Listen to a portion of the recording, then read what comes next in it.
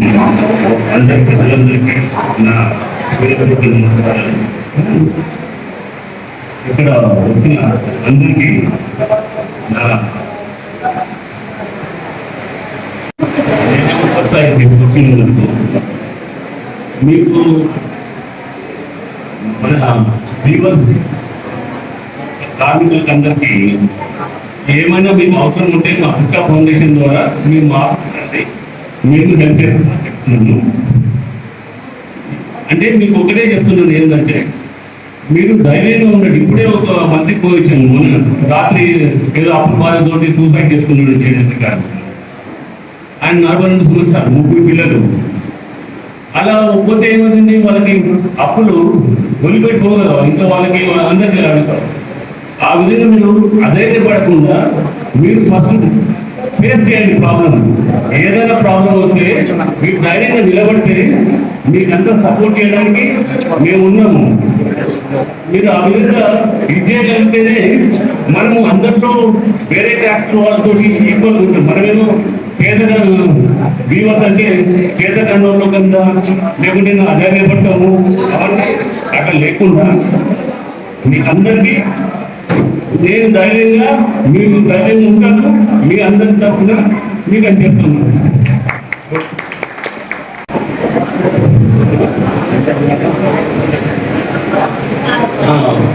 మీకు వ్యూవర్స్కి online sale కూడా పెట్టాము. చీరలు, కర్చీఫ్లు, బెడ్షీట్లు అన్ని ఏదైనా సరే మీరు అమ్మాలనుకుంటే మన ఆన్లైన్ కోడ్ ఉంది. అది ఇస్తే మీకు డైరెక్ట్గా మీకు పేరు అమౌంట్ మీకే చేసి మీరు ఐటమ్ తీసుకుంటాను. అది ఉందా ఆఫీస్కి వస్తే మీకు అన్ని ఇస్తాం డీటెయిల్గా. మహా సభ జయప్రదం చేసినటువంటి ఈ యొక్క కార్యక్రమానికి ఇచ్చేసినటువంటి ప్రతి ఒక్క చేనేత బిడ్డలకు, రాష్ట్ర చేనేత నాయకులకు, జిల్లా చేనేత నాయకులకు, అలాగే మరి ఇతర పార్టీ నాయకులందరికీ నా యొక్క నమస్కారాలు తెలియజేసుకుంటున్నా. ముఖ్యంగా మరి ఎమ్యూన్ నియోజకవర్గంలో చేనేతలు 30,000 మంది ఉన్నారు.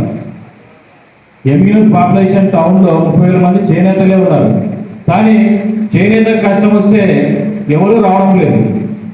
ఈరోజు ఉదాహరణకు కొన్ని చెప్తా మీకు.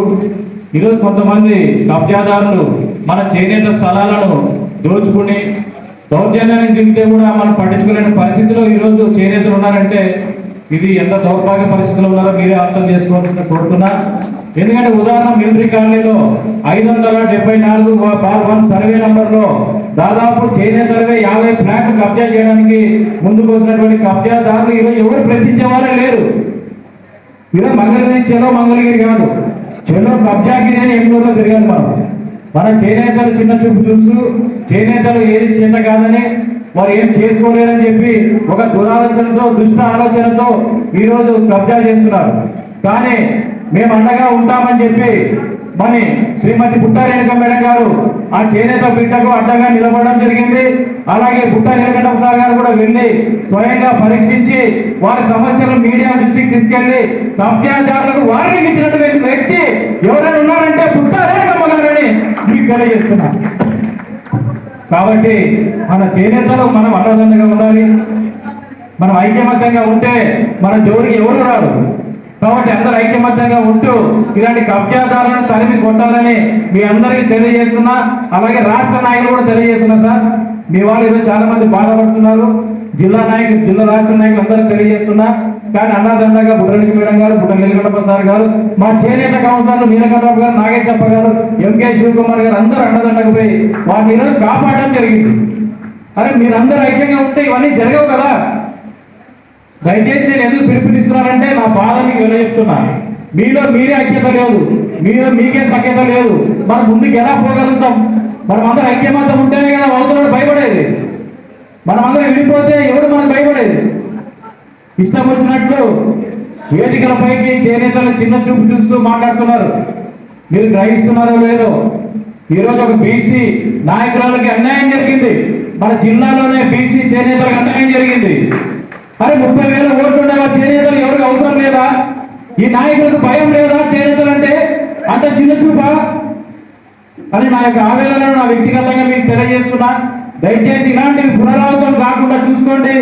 మీకు ఎటువంటి ఇబ్బంది ఉన్నా బుట్ట ఫౌండేషన్ తరఫున బుట్ట నీలకంఠప్ప గారు మీరు ఎప్పుడు ఫోన్ చేసినా స్పందిస్తారు.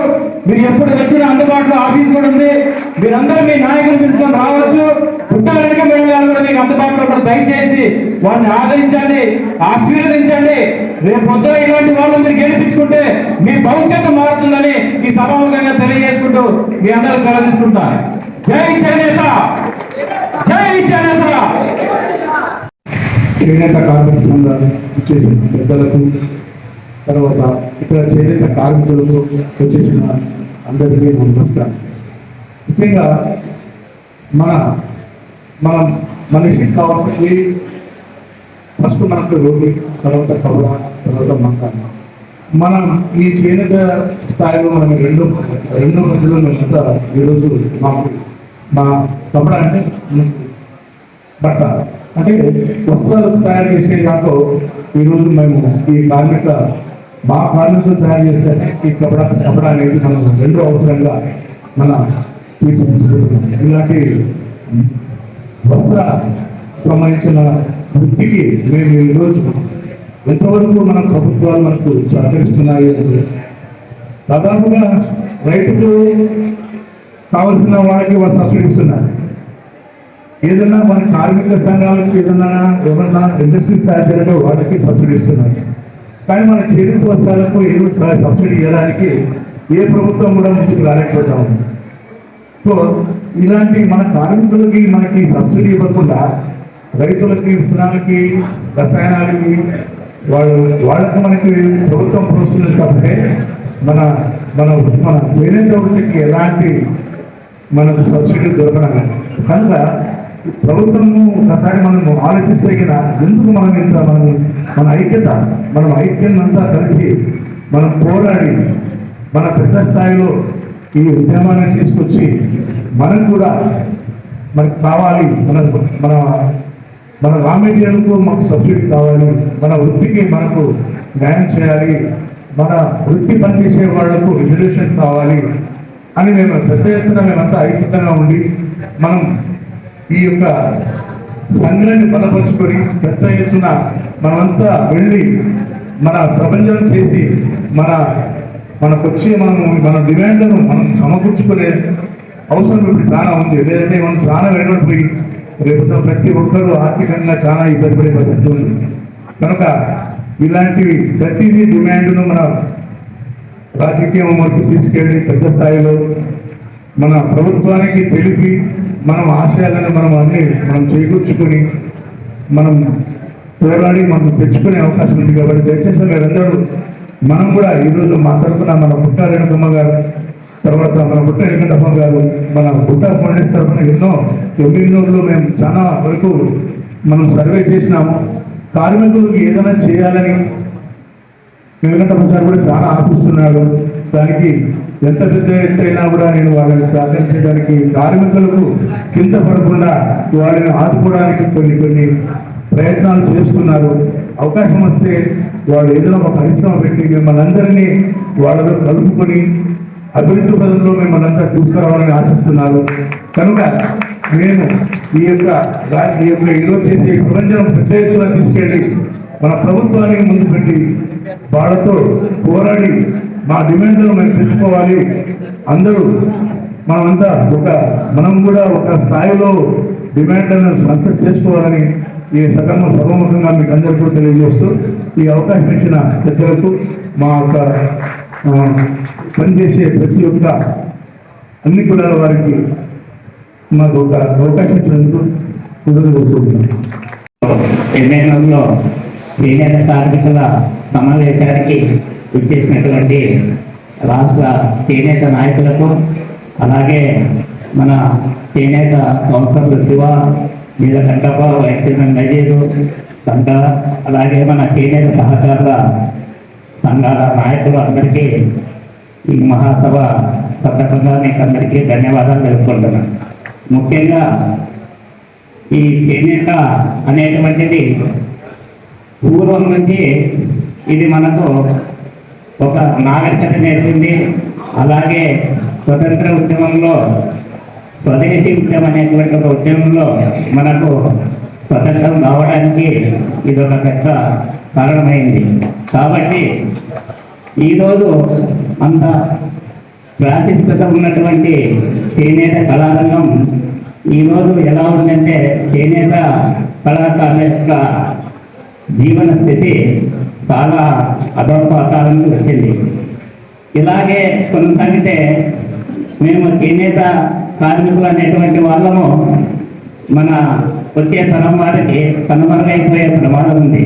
కాబట్టి మన యొక్క జీవితం బాగుపడాలంటే మనకున్నటువంటి వనరులు ప్రభుత్వానికి ఏవైతే మన డిమాండ్స్ ఉన్నాయో, మెయిన్గా మనకి ఈరోజు ప్రభుత్వము ఒక కార్పొరేషన్ పెట్టింది. పేరుకు మాత్రం కార్పొరేషన్ ఉంటుంది కానీ అందులో నిధులు ఉండవు. కేవలం కనీసం మనకు ఫండింగ్ మన డిమాండ్స్లో కూడా ఉంది.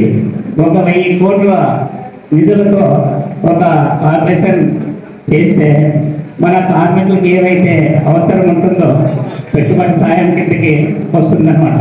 కనీసం ఒక కుటుంబానికి ఒక పెట్టుబడి సాయం కావాలంటే కుటుంబంలో నలుగురు ఉంటాము. ఒక మొత్తం వేసుకొని దానికి కావాల్సిన సరుకులు తెచ్చుకోవాలంటే కనీసం ప్రతి వ్యక్తికి సంవత్సరానికి ఒక 40,000 రూపాయలు పెట్టుబడి సాయం కింద ప్రభుత్వము ఇవ్వాలి. అలాగే మనకు ఒక ఇల్లు తీసుకోవాలంటే మినిమం మన సెంటు అరసెంటు ఉంటే మనకి ఇల్లు కాదు. కనీసం ఫ్యామిలీ అంతా మొత్తం వేసుకోవాలంటే 3 సెంట్లో ఇల్లు ఉండాలి. అటువంటిది కూడా మన ప్రభుత్వం ద్వారా డిమాండ్ చేస్తూ మనం సంపాదించుకునేటువంటి ఏర్పాటు చేయాలి. ముఖ్యంగా అందరికీ ఈ వెల్ఫేర్ స్కీమ్ కింద కూడా సబ్సిడీ కంపల్సరీ ఏదైతే ముద్ర లోన్ ఉందో సెంట్రల్ గవర్నమెంట్ పెట్టింది. ఇప్పుడు ముద్ర లోన్లో 70% మనకు సబ్సిడీగా లోన్ ఇవ్వాలి. ఇవన్నీ మనం చేయాలంటే కేవలం ఇక్కడ మనము నాయకులుగా ఇక్కడ ఉండడము మీరు ఉంటే మన యొక్క జీవితాలు బాగుపడవు. కాబట్టి మీరందరూ కూడా ఒక సంఘటితంగా ఏర్పాటై మన యొక్క హక్కులు ఏవైతే ఉన్నాయో సాధించుకోవడానికి కృషి చేస్తారని తెలియజేస్తూ ఈ అవకాశం ఇచ్చిన పెద్దలందరికీ నా ధన్యవాదాలు.